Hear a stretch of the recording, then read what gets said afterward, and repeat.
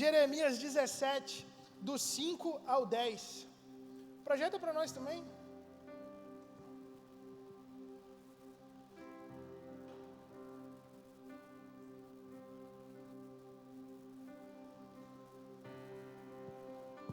Vamos orar? Vamos falar com Deus? A gente abriu essa assembleia falando com o Senhor, invocando o nosso Deus de paz.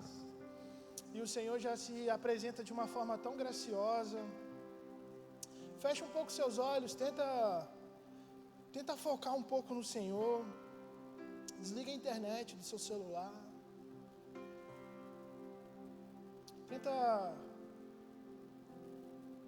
colocar a sua mente agora diante do Senhor. Você não precisa erguer sua voz. Uma postura de reverência. Jesus. Nós estamos aqui mais uma vez, Deus.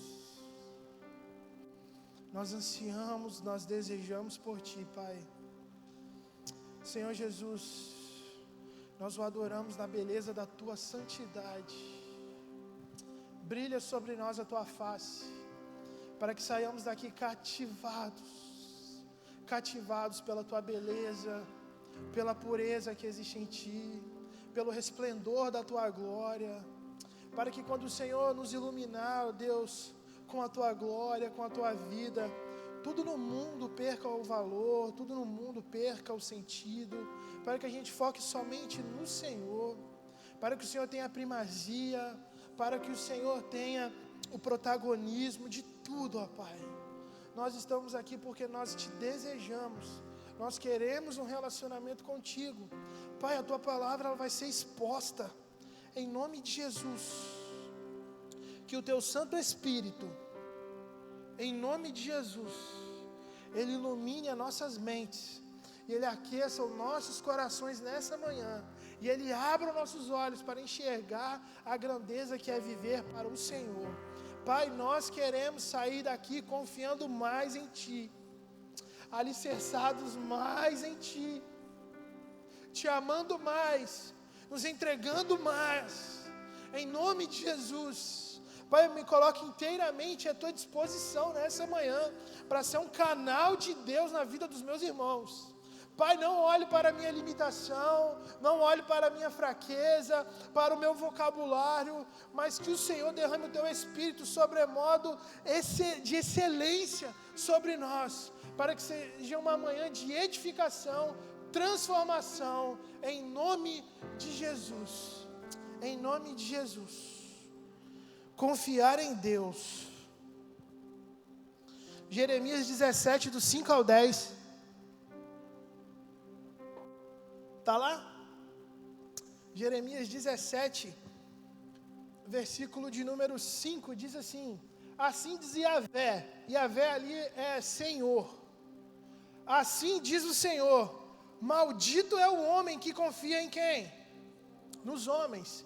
Quem faz da sua humanidade mortal a sua força e motivação, mas cujo coração se afasta do Senhor.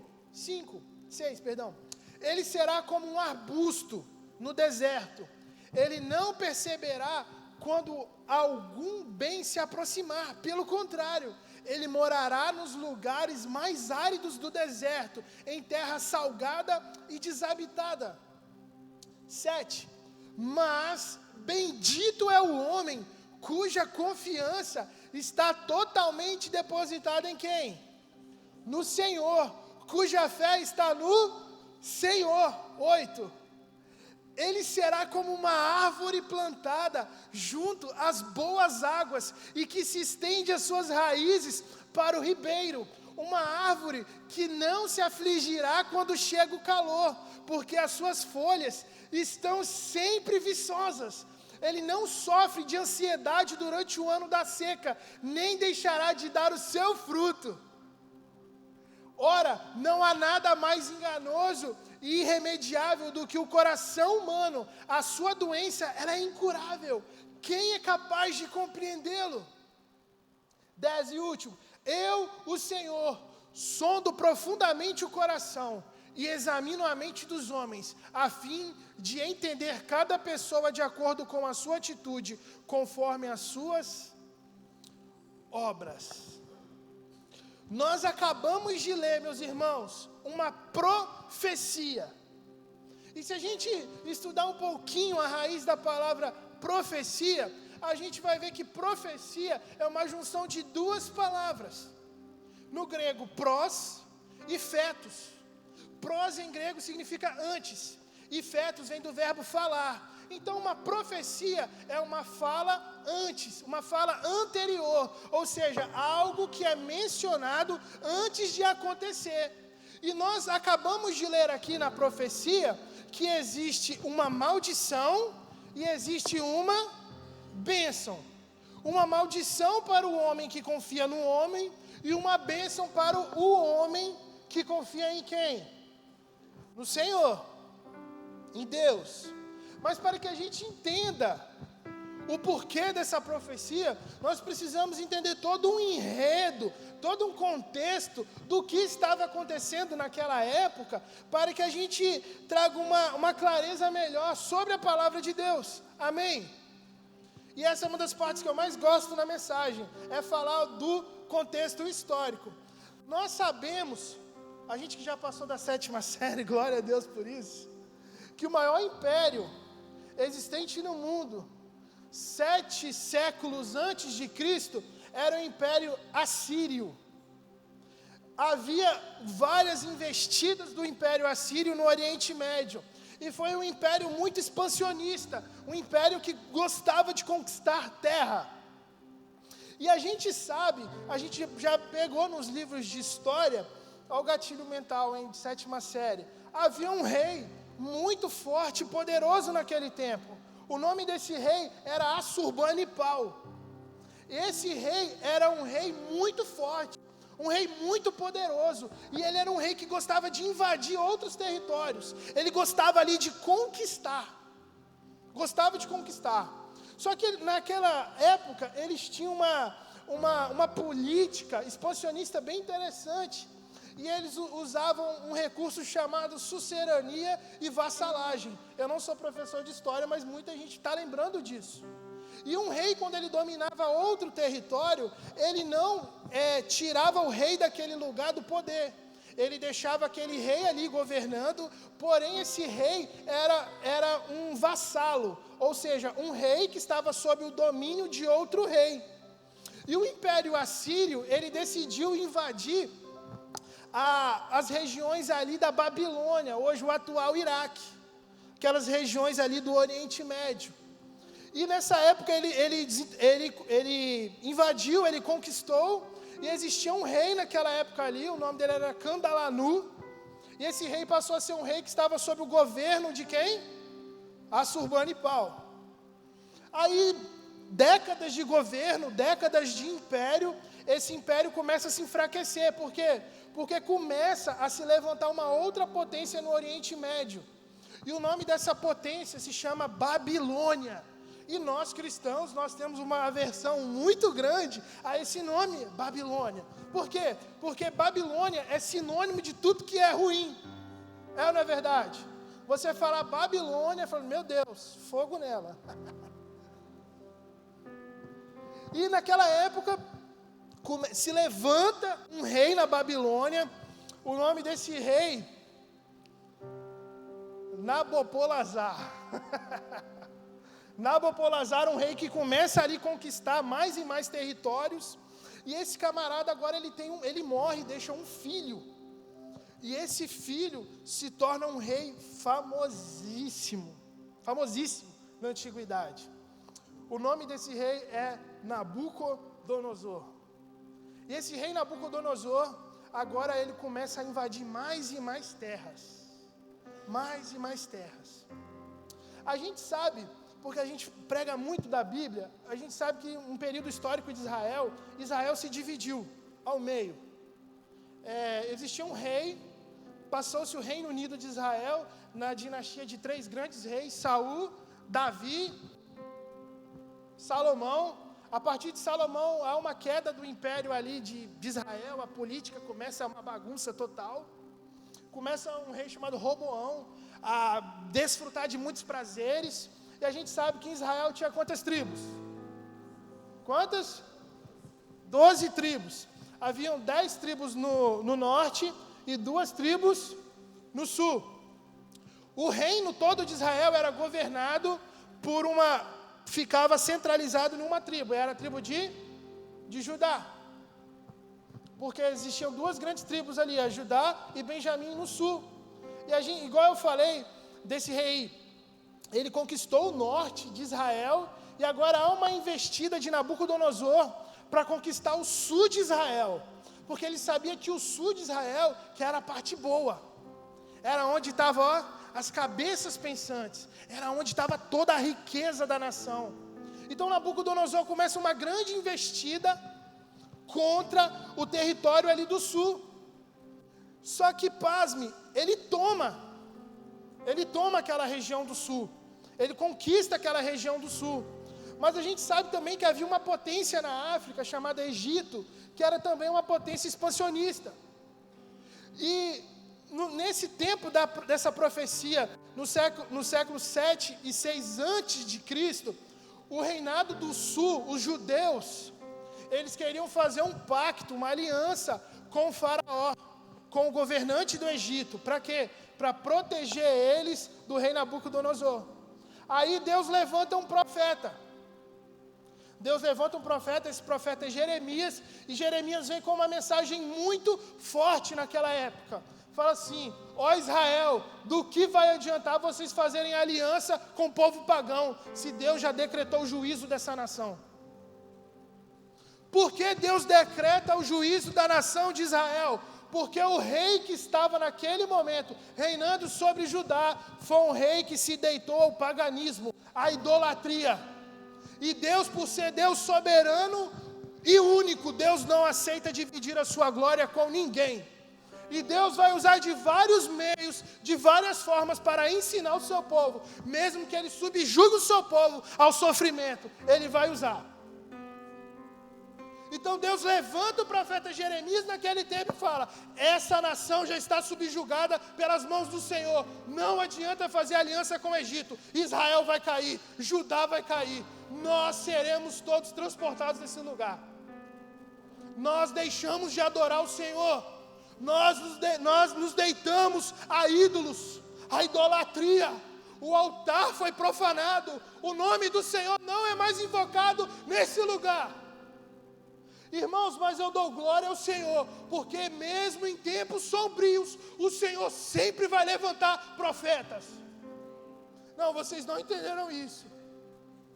Em tempos sombrios da nação, o Senhor sempre vai levantar profetas. O Senhor não vai deixar a profecia morrer.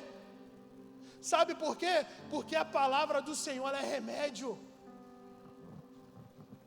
A palavra do Senhor ela é remédio.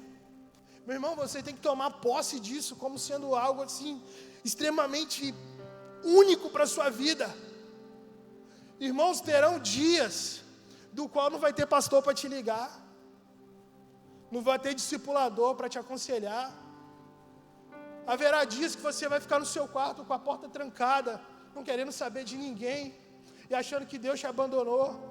Mas se você tem a palavra do Senhor gravada no seu coração, você vai dizer para consigo mesmo: ei, Ele prometeu que estaria comigo todos os dias.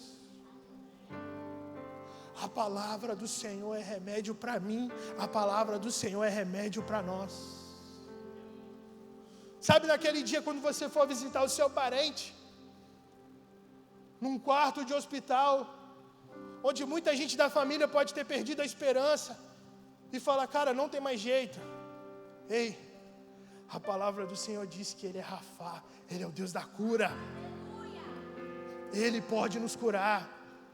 E só basta um toque, só basta um toque dEle. Meus irmãos, nós precisamos confiar na palavra de Deus. O Senhor sempre vai levantar profetas. Não importa o tamanho da calamidade, não importa o tamanho das trevas que existem, o Senhor sempre vai levantar profetas.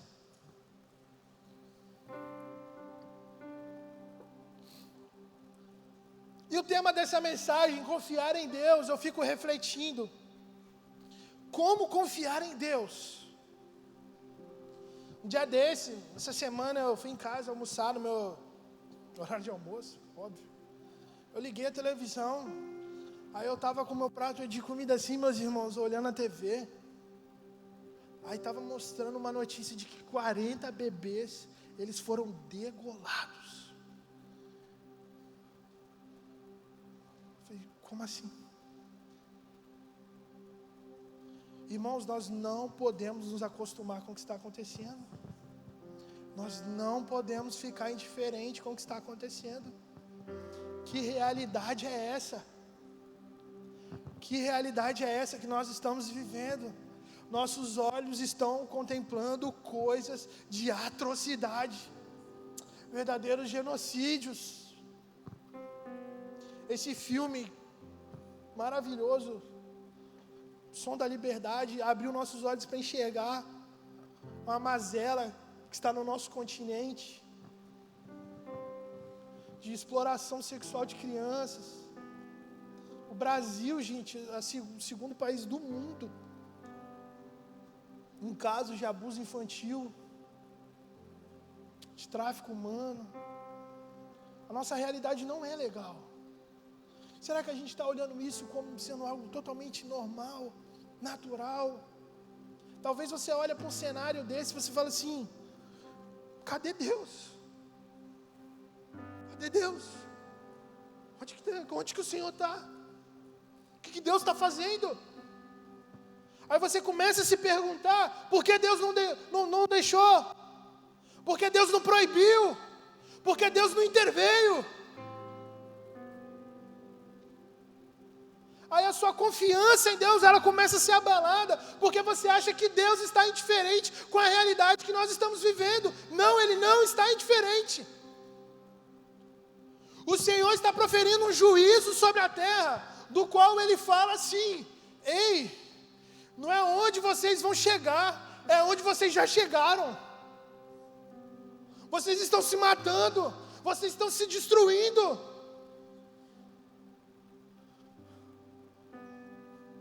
Jesus proferiu uma sentença para os discípulos, ele falou assim, será que quando eu voltar, eu vou achar fé na terra?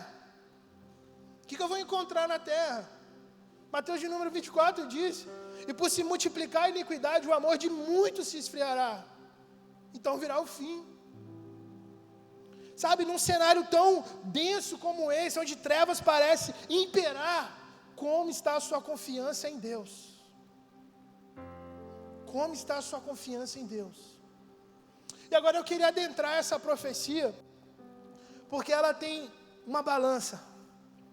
De um lado, uma maldição, e de um lado, uma bênção. A primeira coisa que essa profecia fala, ela fala, maldito é o homem que confia no homem, e se apoia na força humana, e afasta do Senhor o seu coração. Qual é a maldição que está sobre o homem?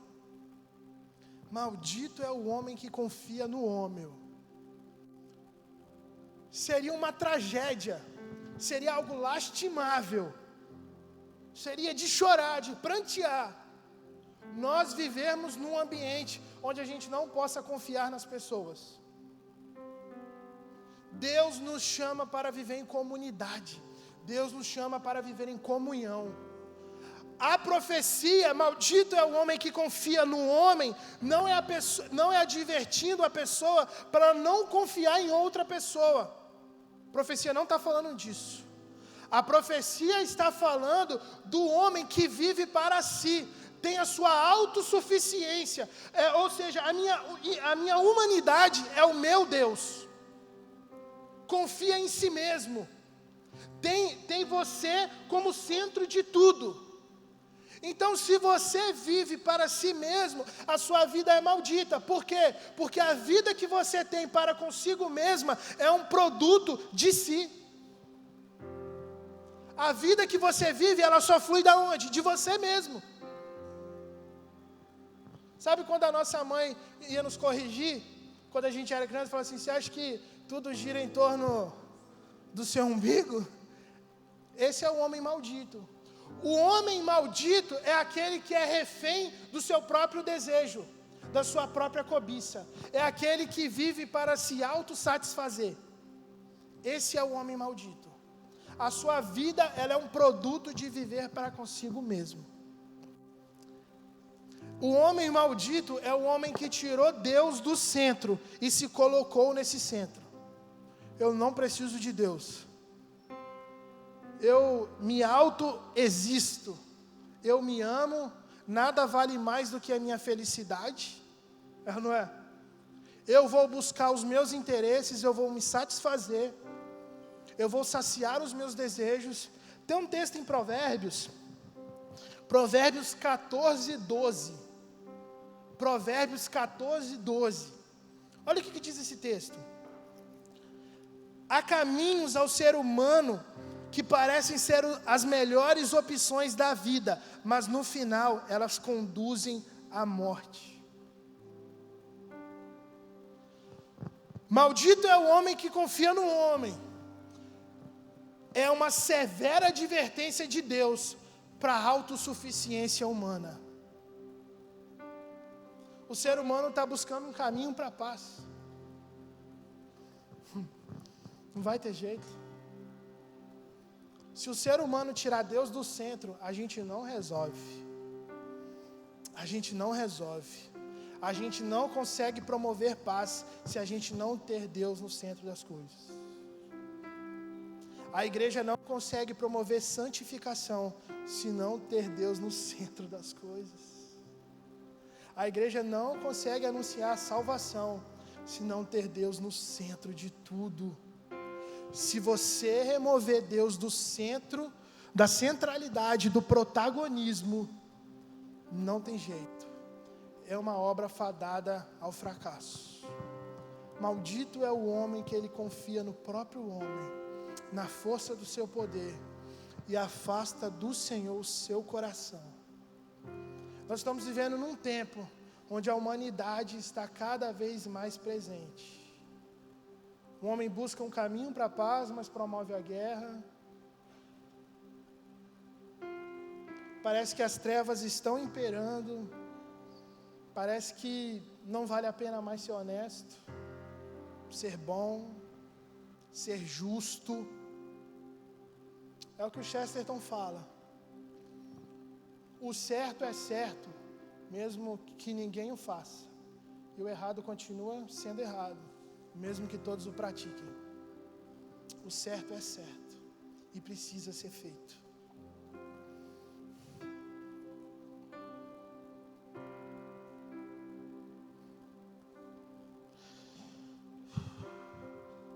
O Senhor fala que o homem que confia no homem, ele é como um arbusto.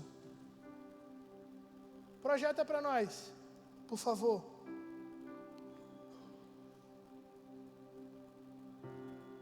É o 6. O homem que confia no homem, ele é como um arbusto.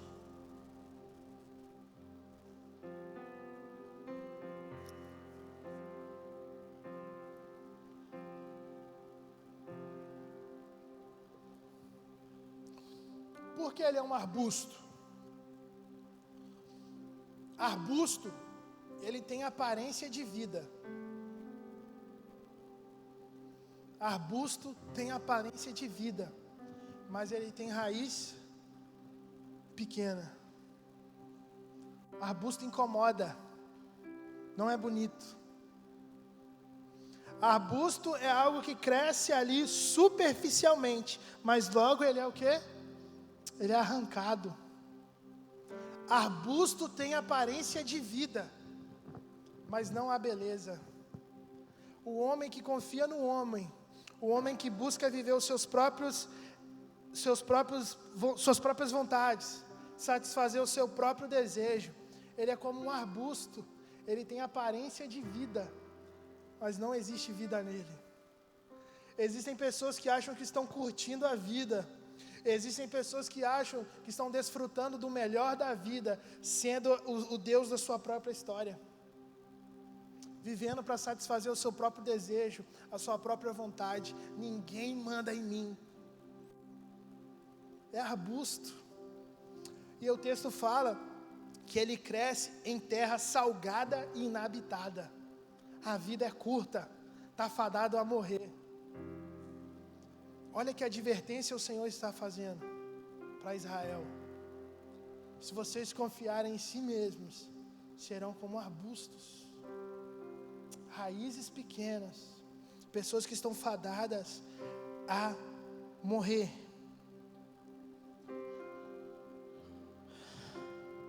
Mas existe também uma bênção nessa profecia, que bem-aventurado é o homem que ele confia no Senhor. Ele é como uma árvore. Ele não é como um arbusto. Ele é como uma árvore. Só que aqui tem uma expressão, meus irmãos, que eu acho linda e maravilhosa, que às vezes a gente se esquece. A gente passa batido. Ele é como uma árvore plantada. Ele não é como uma árvore que cresceu ali por acaso. Ele foi uma árvore que foi intencionalmente plantada junto à fonte das águas. Deixa eu falar algo aqui para você, meu irmão e minha irmã. Não existe nada melhor do que viver o relógio de Deus. O homem que confia no Senhor, ele é como uma árvore plantada. Ele é posto ali intencionalmente pelo Senhor para desfrutar das águas. E o texto fala que essa árvore, ela não é como um arbusto com raízes pequenas. Ela possui raízes que adentram a terra e elas vão em direção às águas. E você sabe o que eu vejo de beleza nisso? É que a árvore, ela possui três, como pode dizer? Não sei lá, raiz, 3 ramificações: raízes, tronco e copa. Tronco, sinônimo de força, de vitalidade. A copa mostra a beleza, mas o que mantém o tronco de pé e nutre a beleza dessa árvore é a raiz que está dentro do solo. Você sabe por que o Senhor fala que o homem que confia no Senhor é como uma árvore plantada e as suas raízes vão em direção às águas? Porque essa raiz significa secreto, é o que está em oculto, é o que essa árvore se alimenta em oculto, que mostra a sua beleza exterior. Deixa eu falar algo aqui para você. O que vai te manter de pé nesses dias é o seu secreto, é as suas raízes. É uma árvore plantada junto às águas.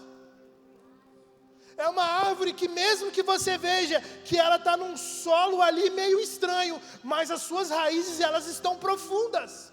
E elas estão se alimentando da água da vida. E isso está mantendo aquela árvore de pé. O que vai nos manter vivos, perseverantes e fortes, num tempo tenebroso como esse, é o homem que confia no Senhor, porque as suas raízes estão no Senhor. As suas raízes estão sugando os nutrientes daquelas águas. Mesmo que ninguém veja, a sua vida em secreto está te mantendo vivo e está te mantendo de pé. Quantos aqui estão entendendo essa mensagem? Glória a Deus por isso. Glória ao Senhor, Ele é como uma árvore plantada e Ele foi intencionalmente posto ali para viver a vontade de Deus. Deixa eu te falar algo aqui, meu irmão, minha irmã. Talvez você esteja num estágio da sua vida do qual você fala para consigo mesmo: poxa vida, eu já fui mais crente, eu já fui mais santo, eu já me entreguei mais pelo Senhor, eu já fiz mais pela obra do Evangelho. Mas deixa eu te falar algo: se você estiver posto pelo Senhor como uma árvore junto às fontes das águas, você vai frutificar em todas as estações da sua vida. A profecia fala de que essa árvore posta ali pelo Senhor, ela não temerá quando vier o calor. Ela não temerá quando vier a seca.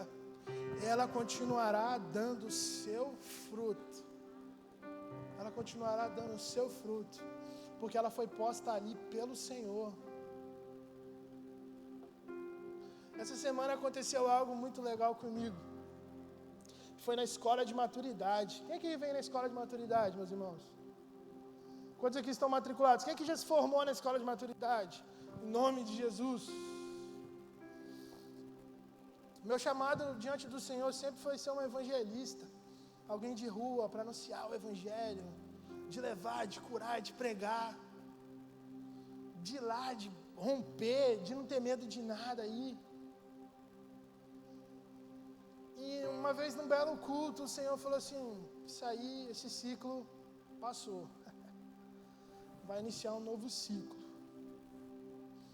Vai iniciar um ciclo que agora você vai ensinar o povo de Deus. Sua preocupação, a sua intencionalidade, o seu propósito vai ser edificar. Não vai ser mais lançar rede. Ô Senhor, sério? Amém. Dessa semana eu vim dar aula e eu sempre chego uns minutos antes, eu começo a escrever algumas coisas ali no quadro. Aí deu a hora de começar a aula, não tinha ninguém, aí eu fui esperando. Aí chegou o Rafael, chegou um aluno para eu dar aula. Eu falei assim, não sei se eu vou esperar mais alguém, mas o camarada já está aí. Falei, não, eu vou honrar a vida dele, eu vou começar essa aula. Eu comecei a dar aula ali para um aluno, irmãos, eu fiquei estudando em casa, uma única alma. Eu falei, vou dar o meu melhor também. Fiquei ali dando o meu melhor, ensinando, e foi uma aula massa, né, cara? Fluiu legal, várias perguntas. E o Espírito Santo comunicou algo no meu coração, assim, que eu fiquei muito feliz de que, a mesma forma que eu honrei o Senhor indo para a rua, evangelizando o perdido, eu estou honrando o Senhor, evangelizando, ensinando uma única pessoa numa sala de aula. Nós precisamos entender as estações do qual a gente está vivendo. Tem muita gente que teve um passado glorioso diante do Senhor e fica com aquele saudosismo. Ai, o meu passado, nossa, eu era isso, nossa, eu era aquilo. E agora? Você precisa respeitar e entender a estação do qual você está vivendo. Deixa eu falar uma palavra dura aqui para vocês. Tem muita gente aqui fazendo coisas que o Senhor não te pediu para fazer. Se o Senhor colocou uma palavra no seu coração, obedeça até Ele tirar ela. Tem pessoas que começam a fazer o que está na moda. Tem pessoas que querem se reinventar. Ei, o Senhor não te pediu isso. O Senhor não te pediu. Se o Senhor te pediu algo, se o Senhor colocou algo no seu coração, obedeça. Seja fiel àquela palavra. Obedeça a Deus. Não arrede o pé. Fique firme naquela palavra, mesmo que você ouça coisas contrárias, mesmo que a realidade presente tente te mostrar que aquilo não é mais eficaz. Ei, você é eficaz aqui com os homens ou você é fiel a Deus? Tem pessoas dando murro em ponta de faca, querendo fazer coisas que Deus não te pediu. Então é uma manhã para você se reavaliar. Ei, o que eu estou fazendo? Espera lá, mas o Senhor me mandou isso, eu engavetei, eu deixei para lá. Negativo. Seja fiel ao que Deus colocou no seu coração e flua nisso. Vitor, isso que Deus colocou no meu coração só abençoa pouquíssimas pessoas. Ei, as pessoas que Ele quer que você abençoe. Pare com essa mania de multidão, de mega. Esquece isso. Seja fiel a Deus e deixe os resultados com Ele. Seja fiel a Deus e deixe os resultados com Ele. não se molde por conta de modernidade.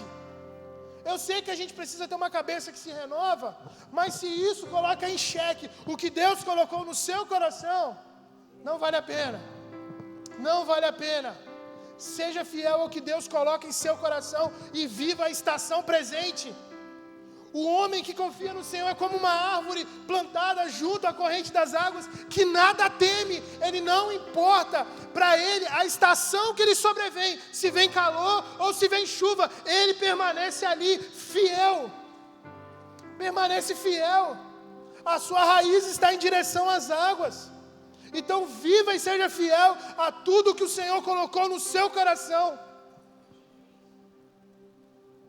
Precisamos entender isso.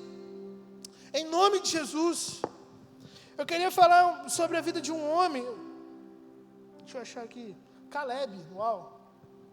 Um camarada chamado Caleb. Caleb, ele trabalhava para Moisés. Ele era um espião, ele era da CIA. Moisés chama 12 homens e fala assim, olha, tá na iminência do cumprimento da promessa. Só que eu fiquei sabendo umas notícias lá da terra. Eu vou mandar um exército. Quantos, Moisés? 50 mil? 40 mil? Não, eu vou mandar 12 homens.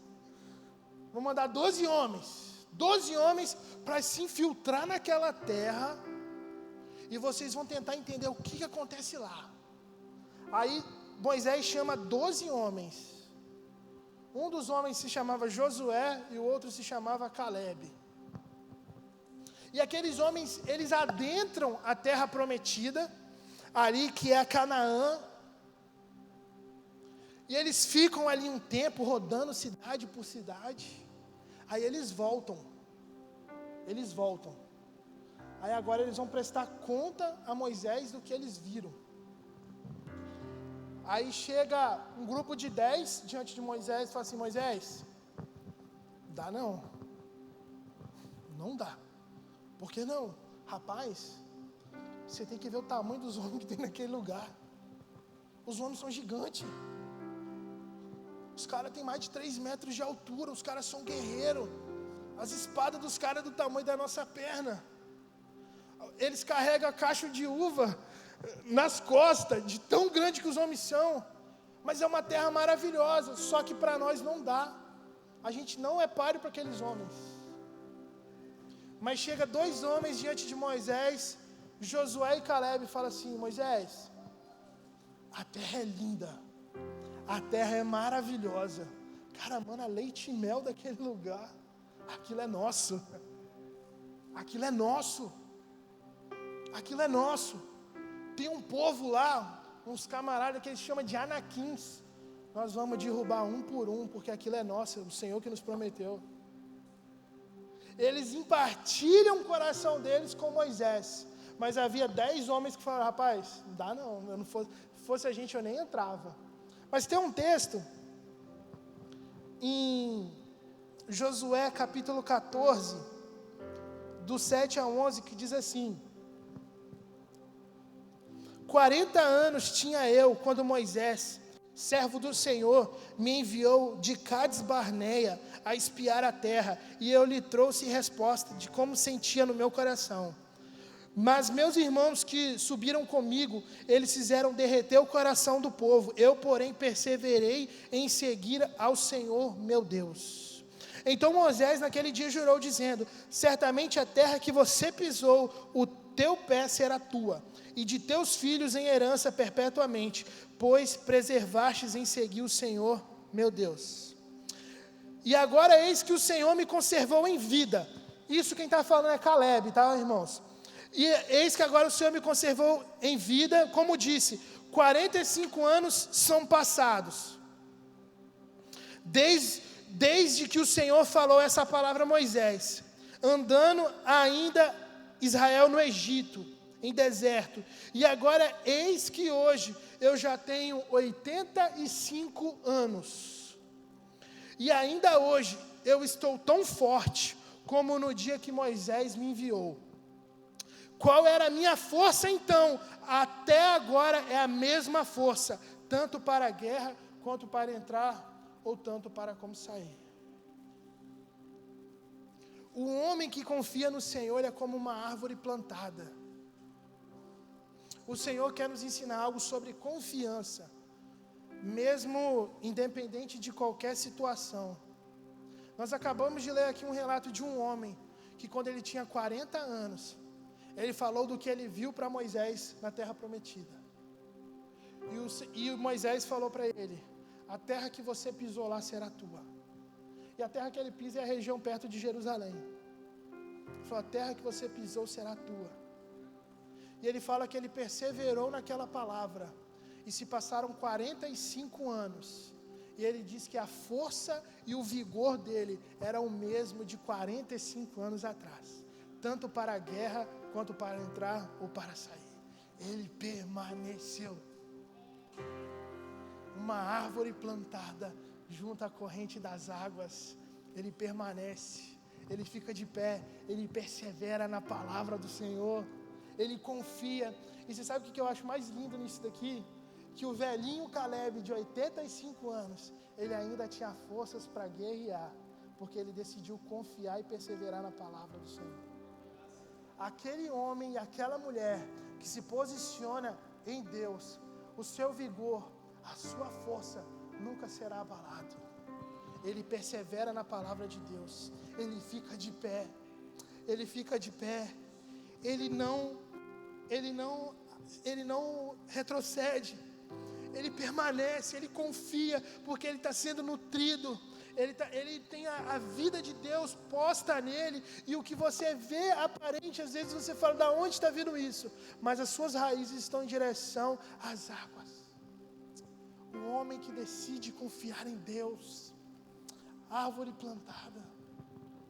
Eu lembro de uma situação, meus irmãos, do qual a minha mãe adoeceu e ela começou a fazer uma série de exames.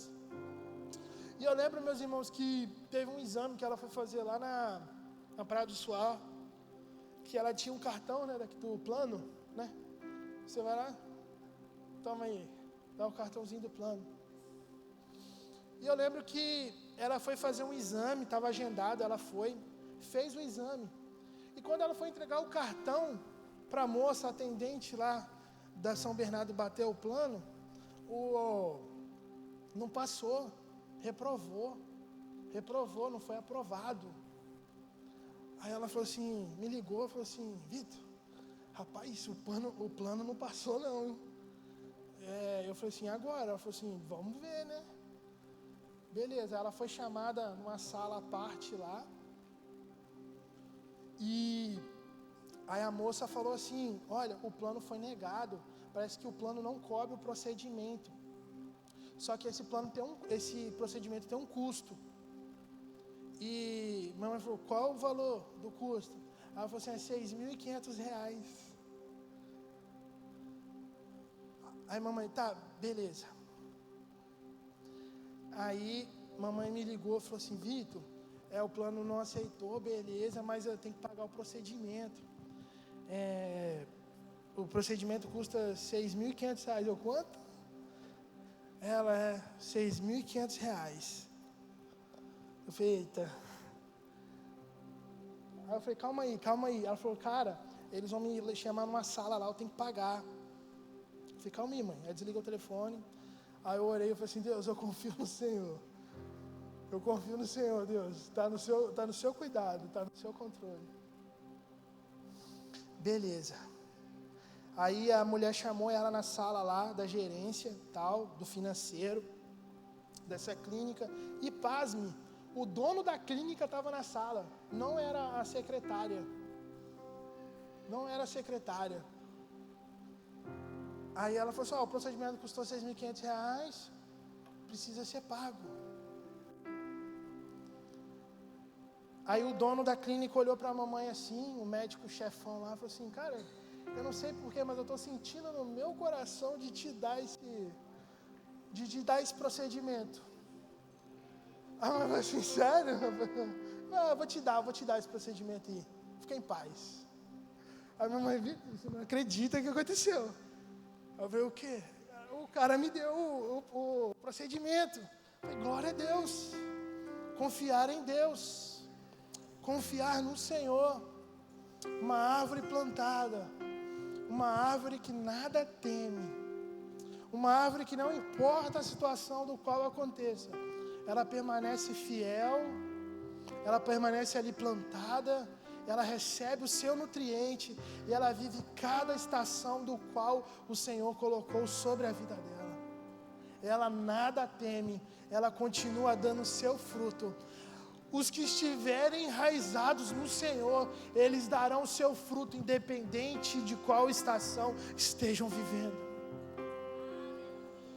Essa palavra é para aquecer o seu coração, para que você confie mais no Senhor e saiba que Ele é Deus, é Ele que governa a sua vida, é Ele quem cuida de você, é Ele que te toma nos braços quando a força vai embora, quando o recurso se esgota, quando você acha que você foi abandonado, quando você acha que você foi abandonada, Ele permanece fiel, Ele é quem cuida de você, Ele não vai te desamparar, Ele não vai te desamparar, Ele permanecerá contigo na dor, na tristeza, em tudo Ele vai ter um propósito na sua vida. Se dias felizes virão, glória a Deus. Se dias tristes vierem, glória a Deus. Se as lágrimas começarem a escorrer pelo rosto, glória a Deus. E se a doença vier, glória a Deus, o nome dEle será engrandecido. Ele não vai te abandonar em nenhuma situação. Tão somente confie em Deus. Confie em Deus. Toda fase ruim vai passar. Eu não sei a luta que você tem vivido. Eu não sei se você é uma pessoa que abre a despensa da sua casa e você não vê nada. Ei, confie em Deus, vai passar. A Bíblia fala que Ele é Jireh, Ele pode prover todas as coisas. Confie em Deus, entregue o rumo da sua vida ao Senhor. Para de querer ser o Deus da sua própria vida, de querer tomar suas próprias decisões, sem consultar o Senhor. Obedeça ao Senhor, seja fiel ao Senhor. Para encerrar, eu queria ler um texto. E para encerrar mesmo, tá? Isaías 46, versículo de número 4. Pode projetar? 46. Uau, rapaz. Agora eu vi. A promessa do Senhor. E até a velhice eu serei o mesmo. E ainda até os cabelos brancos eu vos carregarei. Eu vos fiz, eu vos levarei, e eu vos trarei, e eu vos livrarei. Até quando os cabelos brancos vierem, eu serei o seu Deus. Eu fiz vocês, eu vou cuidar de vocês. O Senhor nunca vai nos abandonar. O Senhor nunca vai nos abandonar. O Senhor será sempre fiel, sempre presente, amigo, pai, pastor. Ele é Deus. Mesmo quando a força nos faltar, mesmo quando nossos ossos começarem a se enfraquecerem, os cabelos brancos estiverem sobre a nossa cabeça, eu serei o mesmo Deus e eu vou cuidar de vocês. Vamos orar?